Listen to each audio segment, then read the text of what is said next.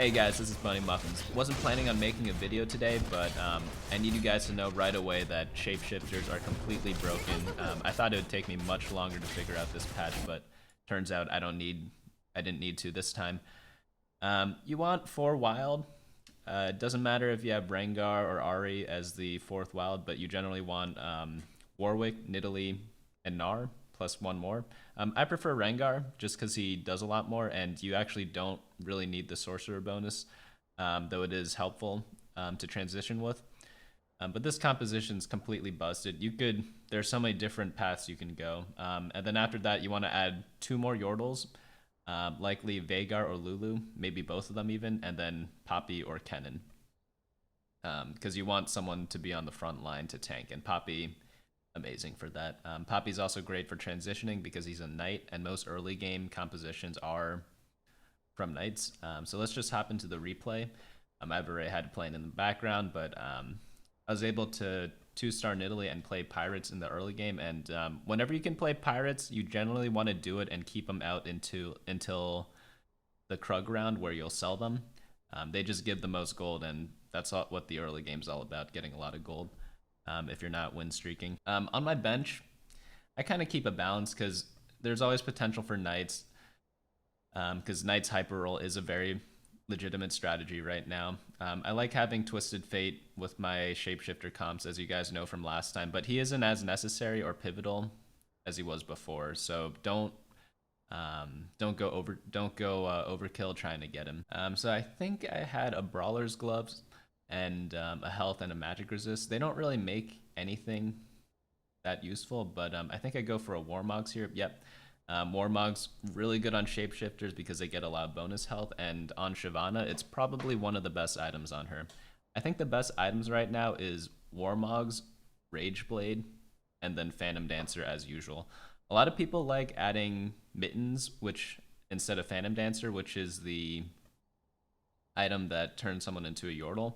While I agree it's a great item on Shyvana, and I'll build it almost every time, I feel like there are a lot of assassins right now, and that's the reason why I like Phantom Dancer a lot more, because a lot of Akali players who are running Infinity Edge, and well, Phantom Dancer completely counters that. So that's why I prefer Phantom Dancer right now.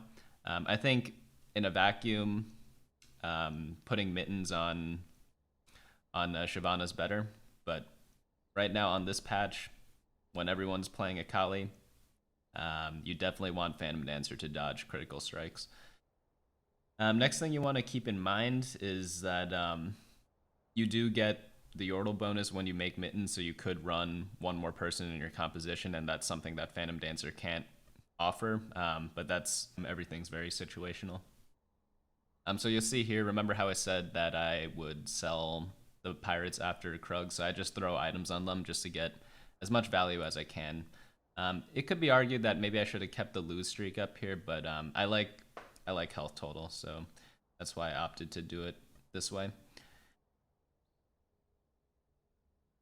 Yeah, so while we were talking, I picked up the Lulu. I probably want to pick up this Poppy. I don't know. Yeah, I picked up that Poppy, sold all the pirates, put in 2 knights, and for Krugs, a good trick is that you'll always beat Krugs when you have level 2 Nidalee. You don't really need anyone else at level 2, and you could kill it with 4 people, and that's because their heal is really, really powerful. I put the Warmogs on Mordekaiser just in case, because I know I'm definitely going to sell him, but this is enough to beat the Krugs. Yeah, that Nidalee healing both herself and Mordekaiser, completely nuts. I do think it does end up being a close call, but just because this guy survived with so little health, but still managed to end up doing it. It was a little close, I'll admit, but we did get a little unlucky on the second kill there. So here I get the early Shyvana. You generally don't want her play her early, but it's just the way that my roles played out that I was able to fit her in. Because right now I have 3 shifters, I have the 3 yordles, so that's a really tanky composition. Yeah, so here I don't know how, I've never built repeating crossbow yet, but I think here I just opted to go for the Phantom Dancer just because It is a very good item. Sure, I do want a Rage Blade more than I want a Phantom Dancer, but just based on what I drew, I want to get rid of that armor since the only other item I can build is Iceborne Gauntlet, which is really good on Poppy and Gnar, but they're both level 1 right now, so I think Phantom Dancer's a little more consistent. So on my bench, I do keep Kennen and Lissandra just in case I want to go Elementals. I find that Elementals are really strong for transitioning, and Kennen works really well with Gnar, as you just saw there. Gnar knocks people into Kennen's ultimate. So that is a really strong combination. I prefer Poppy most of the time, but if I do get Elementals, I play them in the mid game and then sell them later if I don't have them upgraded. So I definitely want this Lulu here. I think I give up on the Elementals right now. And I don't know why I didn't sell Camille instead, because Camille is completely useless. But I am looking for a way to fit in for Wild right now, but it's not that important to have 4 Wild yet because it's generally more of a late game composition because it affects your entire team. So the later in the game it is, the more people you can upgrade with the Wild buff. Yeah, the person I faced here was pretty weak. He's still running Fiora, and Fiora has Frozen Heart for some reason. I'm not too sure why, but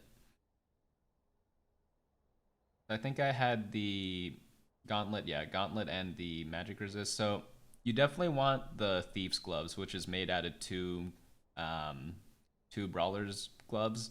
That's by far the best item in the game right now because it gives you 2 extra items. So you essentially get 3 items worth of stats in one. It's completely broken. Really good on Gnar because Gnar can use every stat. Really good on Poppy for the same reason. Pretty much anyone who's very flexible with items, like item champions where everything's good on them, that's generally the ones you want to run it on. But honestly, you could play Thief's Glove on anyone because it's just so good. Yeah, so here I got a really strong pack. I got 2 Rengars and a Veigar. Wasn't really sure how to play it out, but I think I really want to keep the interest here because those are more nice to haves rather than immediate needs. And since my team's pretty strong right now outside of my level 1 Shyvana, I can kind of just hang out.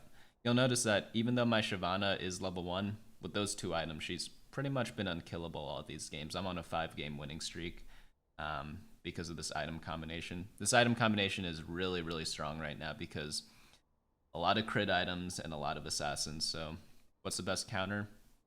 Heal over time and something that doesn't allow you to get bursted down, such as Phantom Dancer.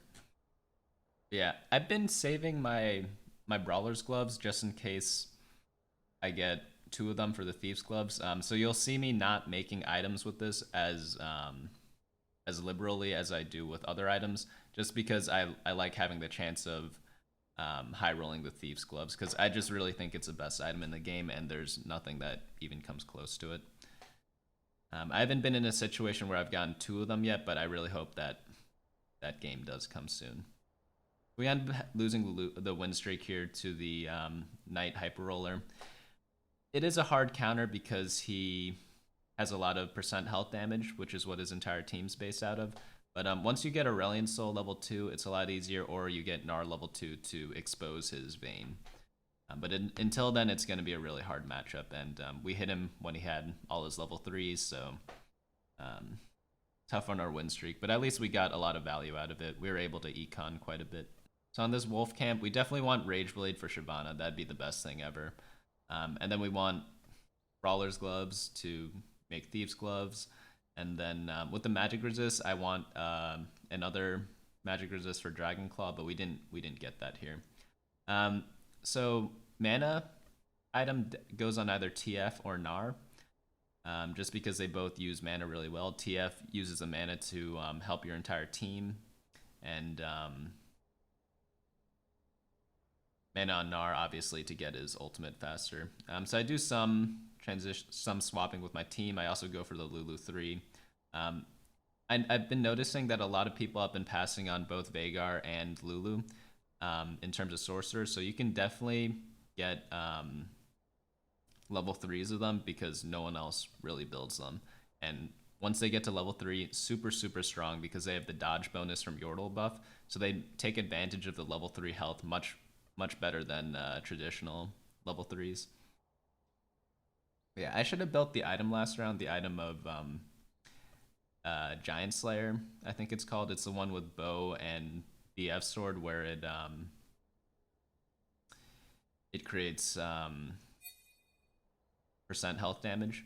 And I should have completed the Hush much earlier because that magic resist isn't really doing anything. It could be argued that since I'm high health, I'm at 69 right now, or second place, I could wait for the needlessly large rod to make Rage Blade for Shyvana, but honestly, Shyvana right now is more than okay. I really need a lot of items on Gnar at this point. Like, Gnar's attack speed's just so crazy with the wild buff. Well, I guess everyone on my team has wild buff because I have 4 of them, but his base attack speed is really high because he kept getting buffed, and he's often the one that stays alive the longest, so items are always really good on him because he could get the most value out of them. And here you saw the power of Shyvana against assassins. It was close, but as you get lower in health, Warmog's heals more. So here we want either the spatula to make a Yordle. We want Tyr for Gnar. We want the Brawler's gloves. You could get the health as well to make a Zeke's Herald. That item's pretty good too. Generally, I've found that the defensive items from the Brawler's gloves are not that great. So what I've been doing, I've been mainly making the offensive items for that. And here, you could make a very strong item on Gnar. It's the Brawler's gloves plus the Tyr. That's the one that gives 50% chance of on hit 40% heal or 40% damage. And as you can imagine, Gnar makes use of both of those, on hit heal and damage. So either situation, you're very, very happy, which is he's one of the few champions that can really benefit from both of those buffs. So he's a perfect user for that. That's actually, thinking about it now that I'm saying it out loud, that might be one of the best items on him. Just because it's a really high expected value item, and whoever can make use of both of those is just completely nuts. Because like Draven, the on-hit heal is nice, but like he really wants the damage instead. Other high attack speed champions are like range damage dealers similar to Draven, so they don't really use the heal as well as Gnar can, because Gnar takes damage pretty much all the time. You really need to go 4 wild in this meta because anyone going Yordles is really going to get you really angry inside because of all the dodges. So wild, getting 4 of them just prevents all of that. I know I'm missing the sorcerer buff. You could run Ahri instead of Rengar for the sorcerer buff, but I find that like Rengar's damage is pretty high to justify not running it. For example, I could replace Poppy with Veigar and then Rengar for Ahri. I think I do eventually try to do that, but I've had a lot of success with Rengar for some reason, and I really don't know why, but he's just really strong stat-wise. Unfortunate items that we get from the Wraith camp, we got Knight's Vow. Luckily, we are running Poppy, but now this forces us to run her, and we can't swap in for Veigar without losing the Knight buff.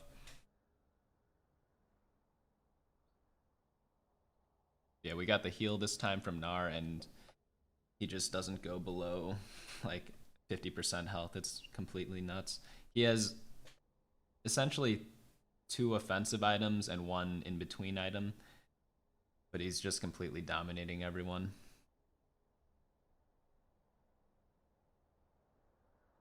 Okay, yeah, so now since I hit the dragon, I take out Poppy. Dragon's really good with Shyvana because with the Phantom Dancer, it reduces a lot of physical damage, and then now with the dragon buff, she can't really get hit by magic damage. In hindsight, I probably should have put the Knight's Vow on Shyvana, just to get her to 3 items, and because she's my primary carry, so I want her to live as long as possible, and Knight's Vow gives a lot of armor. So I probably should have put it on her in hindsight, but shouldn't make that much of a difference in most of your games. Putting it on Pantheon is better against Hextech if you move him away from your team, but I did not do that in this case. We found the Gnar here, or not the Gnar, the Veigar, which is really good. His buff is okay. He's still not that great, but I don't think he was completely horrible before. He definitely isn't the ideal champion, but if you need a Yordle and you need a sorcerer like I do, he's definitely the best one for that. Because look, I'm only level 8, but I have 4 wild, 3 Yordle, 3 sorcerer, plus the dragon without having Aurelion Soul, and that's pretty huge that I'm able to fit that so consistently. Because normally you'd want Aurelion Soul, and then you could afford to run one less Yordle, such as Veigar, because Veigar is much weaker than Aurelion Soul. I'm also running the Rengar, so I'm not really overlapping. Oh wait, no, I sold the Rengar. Never mind. But beforehand, I was running the Rengar, and it is harder to fit all your synergies, but he's just really strong in general. I think I take the static shiv here, but I think in hindsight I should have taken the Banshee's Veil, whatever that item is called with the CC shield. But attack speed's so good on Shyvana that at the time that's probably how I justified it. But getting a CC shield is really, really broken on Shyvana because that essentially makes her get all of her damage off, and she just needs to get 1 auto off, and it burns her around like 300 or 400 damage, depending if you have the sorcerer buff or not. And from 1 auto, no one else really does that much damage in this game. So I hit the Aurelion Soul too, which is very fortunate. It allows me to replace my Pantheon, and it allows me to make use of the Knight's Vow that I was forced to make from the Wraith Camp. But here I'm just rolling down for Lulu 3. I'm just 1 off. So whenever you're 1 off something, you might as well just roll all the way down, especially in the late game. Not much reason to hold on to your gold any longer. I am also trying to get another Gnar. I'm not sure if it's as strong this patch as it was before, because I think all the synergies are much better now. But it is definitely a very useful champion. If there are a lot of rangers, I probably would go harder on the Gnar, but there weren't any. Also, a much bigger power spike is getting Lulu 2 and Shyvana 3, and I don't really have room for the Gnar right now. I'd have to take out, I don't even know, I can't really take out anyone, so probably irrelevant to go for Gnar this game. Yeah, unfortunate that I get Rapid Fire Cannon, because that would have been really good for Shyvana. Because she doesn't really have too much range after she transforms, so having the Rapid Fire Cannon against Draven is very helpful, because Draven normally does have Rapid Fire Cannon, and Shyvana normally has to walk all the way across the map to face him. But Rapid Fire Cannon's also good on Aurelion Soul, so he doesn't have to move to the center of the map. Aurelion Soul likes corners because he can hit the entire map with his ultimate, so if he's in the middle, it's technically a smaller ultimate if you do that, though he generally focuses the furthest away targets, so he normally gets great ultimates.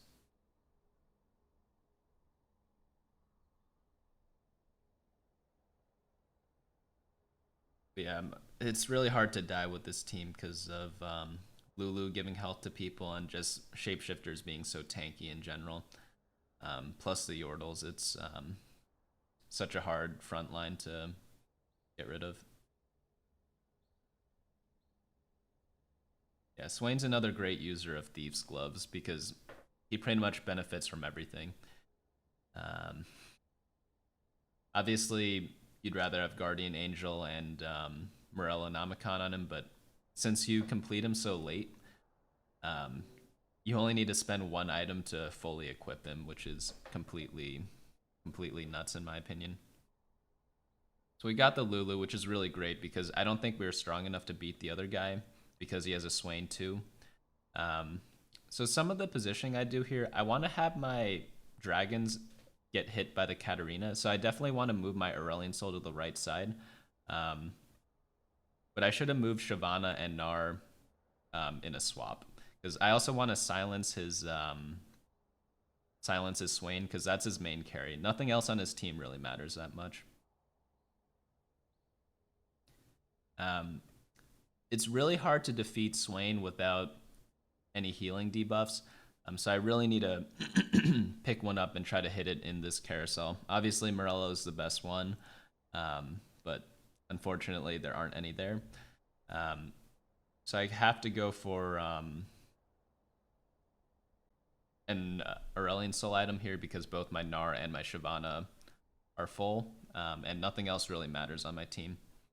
So we hit the Shyvana 3, so no need for the Ahri anymore. But I love this new item that I just got, the one that makes your spells critical strike. It is so strong on Aurelion Soul, almost comically strong.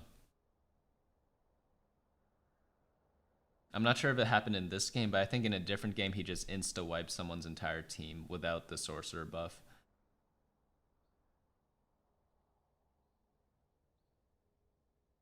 Yeah, now that we got Shyvana 3, you always want to play to your win conditions, and the only way for me to beat him from before was to go for 3 costs instead of going for level 9. I don't really have much to add at level 9. I could go for level 9 to get increase my chances for a level 2 Swain, but I didn't really have the items for Swain, so that wasn't really an option. And in terms of synergy, the only other thing I can add at this point is another brawler, but that doesn't really do anything at all.